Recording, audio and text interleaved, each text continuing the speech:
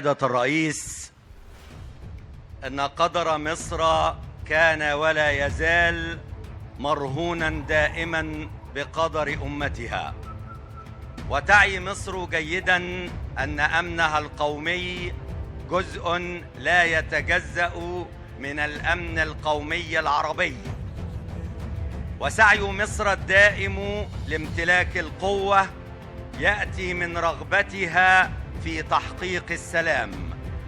فلسنا دعاة حروب أو صراعات أو نزاعات، لكننا في الوقت ذاته إذا فرض علينا القتال دفاعاً عن حقوقنا ومكتسبات شعبنا فنحن أهله.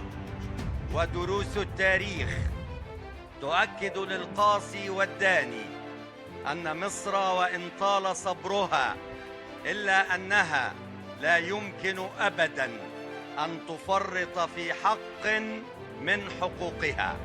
ستظل مصر تنبض بالحياة لترفع أمتها العربية رأسها إلى عنان السماء، وكما يقول شاعر النيل حافظ إبراهيم: أنا إن قدر الإله مماتي لا ترى الشرق يرفع الرأس بعدي، ما رماني رام وراح سليما، من قديم عناية الله جندي، كم بغت دولة علي وجارت ثم زالت، وتلك عقبى التعدي.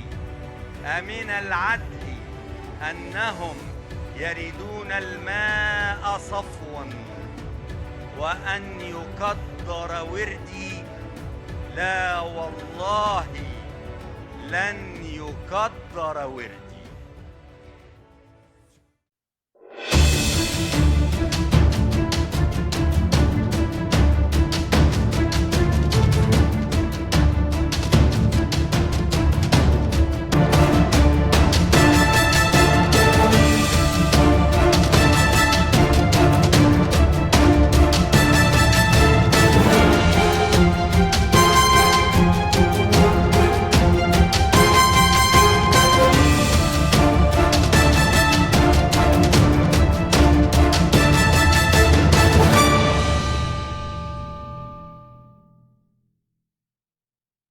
السلام عليكم.